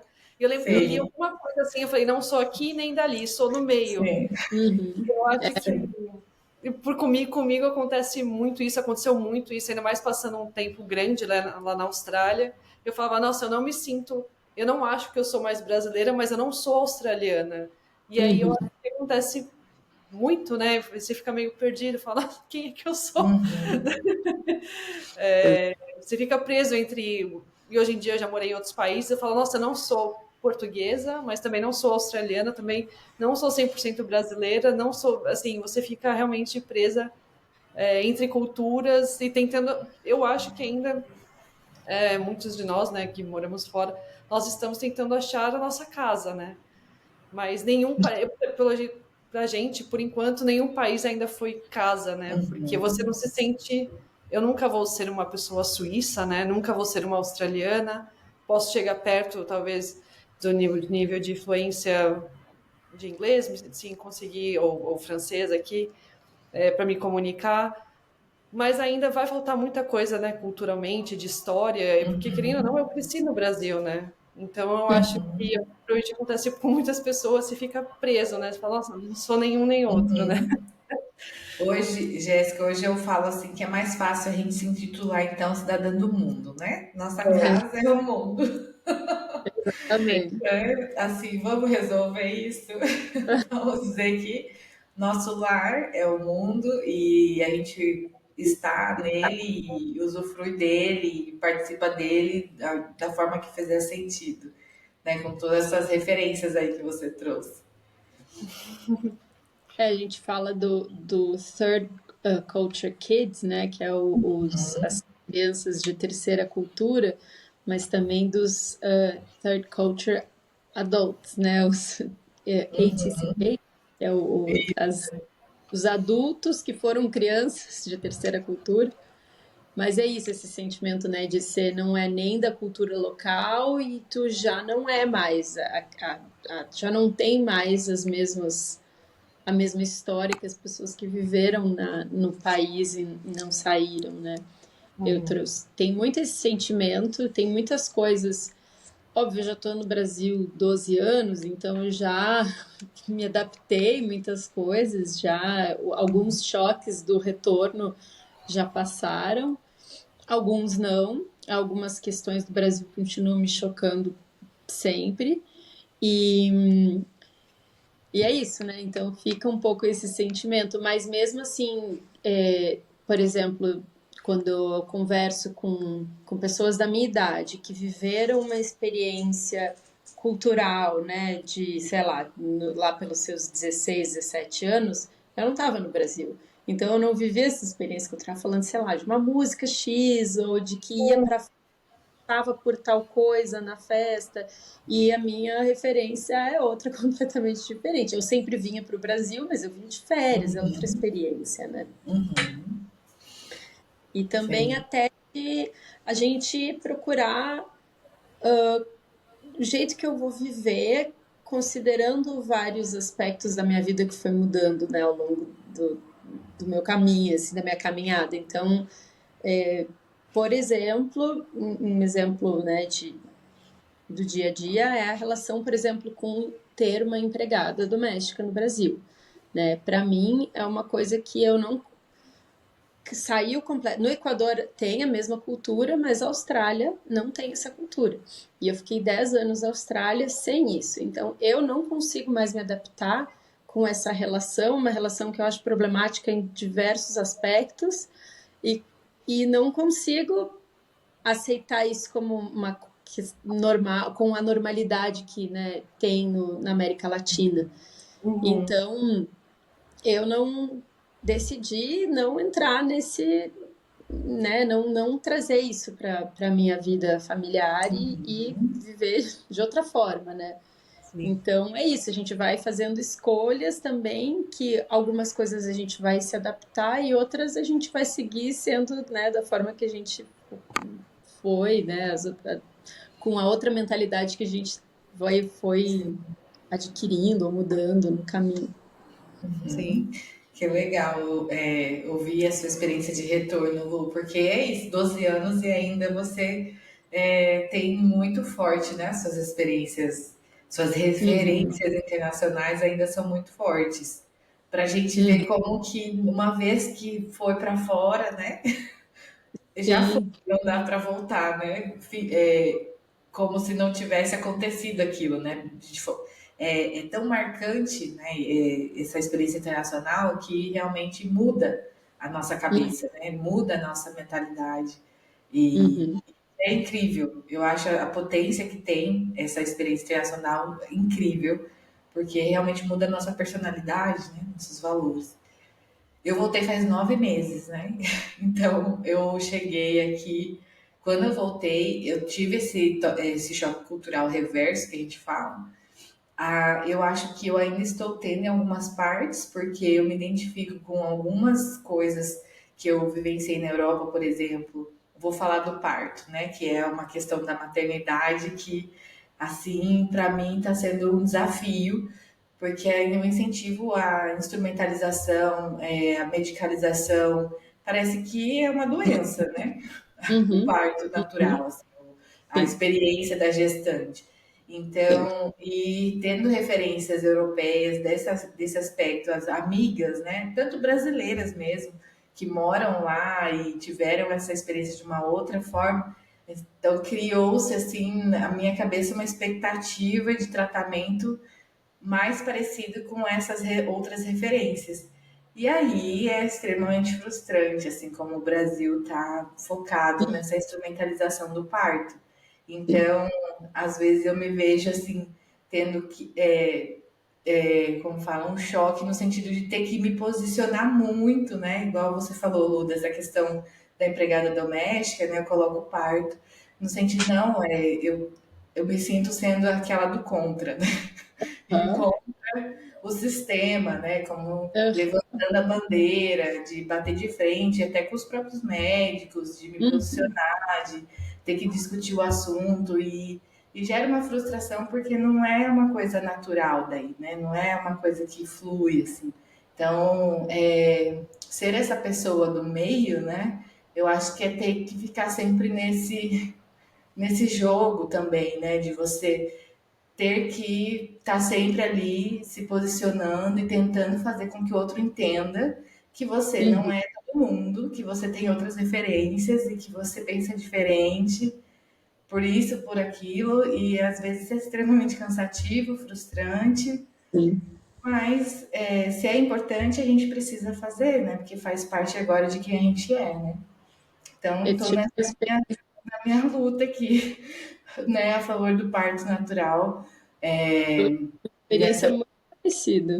Uhum, né? E, enfim, isso são exemplos de sim. como essa experiência internacional muda a nossa mente e como muda os nossos valores e como é ser essa pessoa do meio, né? E a gente está sempre trazendo diálogos e pontos de vista, e É, escolhendo também, né, como o que nos identifica, como a gente quer viver, né, mesmo no Brasil, e a gente vai fazer isso também no país que a gente está, né, fora do Brasil, por exemplo. Né? Então, uhum, assim, tô lá na Irlanda, tô lá em Portugal, mas eu também sou brasileira, daí eu faço o contrário, né? Eu entro nesse posicionamento, nessa luta, nesse conflito de novo, de né? Dizer assim, olha, eu não sou realmente 100%, né, portuguesa, eu tenho as minhas necessidades enquanto brasileira e eu quero ser atendida dessa forma, na minha cultura, tem a ver com os meus valores. De novo, eu tô entrando em choque, né? E, de novo, buscando esse caminho do meio. Sim. Eu tive uma experiência muito parecida com o parto, isso que eu nem conheci tantas pessoas na Austrália que tiveram filhos lá. Tem uma prima que teve filhos lá e a gente era muito próxima, mas eu não tive tanto esse contato, mas para mim foi uma experiência muito parecida, assim, de ficar chocada com a cultura da cesárea do Brasil, né? E aí começando a conversar com pessoas.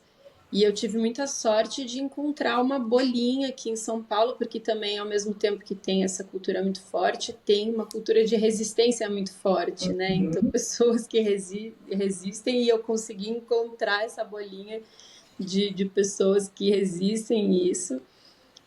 Mas a sensação é justamente essa, de ficar o tempo inteiro me explicando, né? Explicando. O meu segundo filho, os dois nasceram em casa, o primeiro foi sem querer, e o segundo foi por querer mesmo, foi intencional, um parto domiciliar. E é isso, é muito chocante para as pessoas que estão acostumadas, Uhum, né, com 85% de parto cesárea na rede particular. Então, é esse constante sentimento de, né, ter que se explicar e ter que realmente é cansativo, né, de, mais uma vez, eu tenho que explicar aí, e né, acho e que eu pode vejo ser ali, eterno, né? Essa luta. uhum, E eu acho que também foi o que eu falei um pouco no começo, assim. Você disse que tinham pessoas que vinham de fora fazer projetos aí no Brasil, que eu acho isso legal, né? Para trazer novidades para o Brasil, tanto o parto, né? Vamos uhum, contra, para o pessoal saber que tem diferente coisas, talvez isso possa mudar no futuro, porque você falou, né? Uhum. 80 e poucos partos, só que no privado isso, né? No geral, No- eu na, na rede pública é em torno de 55%, se eu não me engano, mas com muita precariedade. Então, também as mulheres têm menos acesso à anestesia, são realidades diferentes. Não sim, é, eu não sei é que humanizado, né? Então, Não é humanizado necessariamente. Tem casas de parto humanizado maravilhosas, mas é uma uhum, minoria muito pequena. sim. Eu acho que as pessoas talvez nem sejam treinadas para isso, né? Aí nos Uhum. redes. Então, Não, provavelmente, qualquer coisinha que deu de. Mudou. Não, não, não, vamos fazer a cesárea porque é mais fácil, né? Eles é, assustam. as Não histórias nem são sabem. horripilantes. Eu vou dizer engraçado eu estava, bom, porque eu estou escrevendo livro, eu estava lendo sobre a Holanda e 30% dos partos na Holanda são em casa, não por acidente, mas são em casa. Mas é porque você vê, é pela história deles, depois da guerra, uhum. mas eles falam, e eu até postei um vídeo esses dias com uma mãe, e muitos falaram, depois de 2, 3 horas do parto, o hospital falou assim: pode ir embora, vai para casa. Sim. Uhum. Uhum. E eu fiquei 5 dias no hospital e não queria sair. Eu falei, por favor, deixa eu ficar, que eu não sei cuidar de criança. Mas é que eles veem o parto não é como uma doença, né? É como uma parte normal que você tem, né? Como mãe, se você for grávida, vai ter que passar. Mas não é uma doença, então não precisa de cirurgia, a não ser que realmente precise, for um caso Uhum. especial. E muitas delas acabam tendo, né, em casa ou no hospital, ou vão cedo para casa, só que tem o pós-parto deles é sensacional. Você tem uma Cramps.org, né, que é uma pessoa especializada em partos e bebês que vai lá e te ajuda, ou ela te ajuda com parto também, mas eles ficam depois, acho que 2 semanas com você, alguma coisa assim, por várias horas do dia, te ajudando com a criança, mas em casa, né? Uhum. É, Eu acho isso bem legal. então são essas questões, mas tem também uma. É isso, eu acho que as pessoas também começam a criar achar as suas bolinhas dentro, né, do lugar que tá, né? Para mim foi achar a minha bolinha né, que sai um pouco fora do sistema, dentro do sistema que eu tô. Com Sim, certeza. Acho que isso a gente vai fazer daí no Brasil, né? Sendo essa pessoa que tem uma visão ampla, né? Com várias referências de mundo, culturas, tanto no Brasil quanto fora também, né? Então, isso que eu geralmente falo muito com as minhas clientes quando atendo é elas encontrarem essas conexões também, que aceitem elas com todas essas complexidades, né? Essas diferenças que elas têm com. Então, assim, vão ter pessoas nativas que vão estar mais abertas também para ouvir outras referências, para, Uhum, né, entender outras formas de pensar, de outras formas de constituição de família, né? E encontrar nessa diversidade, né, que a gente tem hoje no mundo, o seu lugar seguro, né? A sua rede de apoio, onde você se sente aceita do jeito que você é, né? Com seus valores, as suas crenças, com essas múltiplas referências, essa identidade, né? E também brasileiros que moram fora, mas que também têm essa abertura, né, de entender, por exemplo, o seu processo de integração, né, as suas estratégias, onde você não se sente julgado, onde você não se sente criticado, porque tem muita uhum, comparação também, né? Tipo, fulano aprendeu o idioma em um ano, né? Minha uhum, filha não sofreu, se adaptou na escola super bem. Então, sim. assim, ter esses espaços seguros onde você se sente aceito, né, do jeito que você é bem importante para manter essa segurança emocional também, né? É. Porque estar no meio já é desconfortável. E estar no meio rodeado de pessoas que não te entendem, não te acolhem, é ainda mais desconfortável, né? Uhum, com certeza. sim. E eu acho que quando você estiver passando por uma situação difícil, porque vai passar por várias, ainda mais quando mora fora, é bastante, você tem que lidar.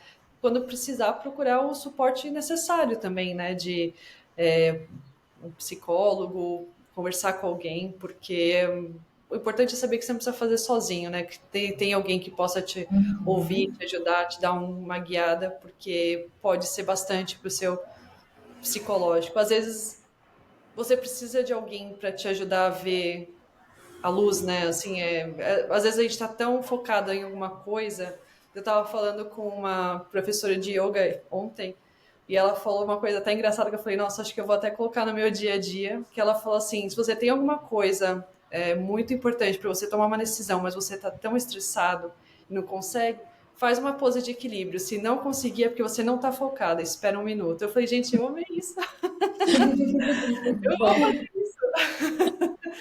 Mas realmente, às vezes é tanta coisa que a gente está vivenciando, preocupado com, às vezes, com dinheiro, com família, com visto, com tudo, que às vezes a gente se perde um pouco e não consegue, né, às vezes focar para tomar a decisão que seria melhor para você. E eu acho Aham. que é importante falar com alguém, né? Porque às vezes é ok se sentir sozinho, é ok se sentir um pouco triste com como aquele filme, né? A tristeza não precisa ser uma coisa ruim. É ok você se sentir triste, né? Então, mas dependendo, às vezes você precisa conversar com alguém. Então, por isso que eu gosto do trabalho de vocês. Eu acho importante. Vendendo o nosso peixe, aí niquia um pouco, né, Dani? Mas eu Sim. acho extremamente importante também, né? Porque eu faço terapia, obviamente, então para mim é extremamente importante, né? E ter esse momento para falar de ti, justo eu estava falando, uma paciente me falou isso essa semana, que ela falou, ai, às vezes eu não consigo ficar falando de mim para as outras pessoas, porque é chato a gente ficar o tempo inteiro falando da gente. E aí ter esse momento que a gente consegue, né, falar da gente mesmo para outra pessoa, que ajuda a elaborar todos esses sentimentos e processar isso, né, e se entender melhor. Então, principalmente nesse momento, né, de mudança de país ou de ter uma experiência fora, mesmo que não seja uma experiência permanente, né? Mas de ter esse momento para se entender e, e, porque eu acho que o olhar para outra cultura faz a gente entender a nossa cultura muito, né? Porque a gente está Uhum. sempre comparando. Tem coisas que a gente nem percebia que era brasileiro que fazia até sair do país, né? Então, agora que nossa, mas a gente não faz assim, a gente faz assim. Então a gente começa a entender também o que é a cultura brasileira, né? Quando a gente vai para outra cultura, porque a gente passa a ter o ponto de referência, né? E, e aí ter alguém para fazer essa troca, para desabafar, né? Para conseguir não ter o julgamento, não ter a culpa, né? Porque tem muito essa questão da culpa, tem que performar muito, eu tenho que ficar muito bem, eu tenho que voltar falando inglês, eu tenho que ser a melhor no meu trabalho, eu vou ter que, né? Então, ter toda essa expectativa em um lugar onde tu consegue conversar sem expectativa, sem julgamento, sem Sim. todo o peso. É tirar esse tem que dar certo, né? Porque Uhum. essa necessidade às vezes atrapalha muito até a pessoa poder reconhecer, né, Lu, os Uhum. desafios, reconhecer os desconfortos, os sentimentos Sim. negativos, né? E aumenta a dificuldade de buscar ajuda, né? Então, eu não quero falar com a minha família que ficou no Brasil, porque eu não quero contar que eu estou sofrendo, mas Uhum. eu quero também mostrar que eu estou bem aqui, então, para os meus amigos e que eu fiz, ou para, né, para minha rede que está aqui, eu não quero parecer que eu estou em dificuldade, então eu não me abro também para as pessoas daqui. E aí Uhum. fica tudo debaixo do tapete, né? Tudo que está desconfortável, está ruim debaixo do tapete. E isso faz com que a longo prazo, né, pode se tornar um processo de adoecimento, né? Então nós Uhum. vemos daí muitos casos de ansiedade, de depressão, né? Por tantas coisas mal resolvidas que vêm com essa experiência de morar fora, crises mesmo de identidade, e muitas outras coisas que podem surgir por falta de ter esse autocuidado, né? Por falta de ter esse olhar de acolhimento, de autocompaixão, de realmente dar nomes até, né, às suas dores, né? Uhum. Que entra naquele mito que a gente já está cansado de ouvir, mas acho que vale a pena lembrar, né?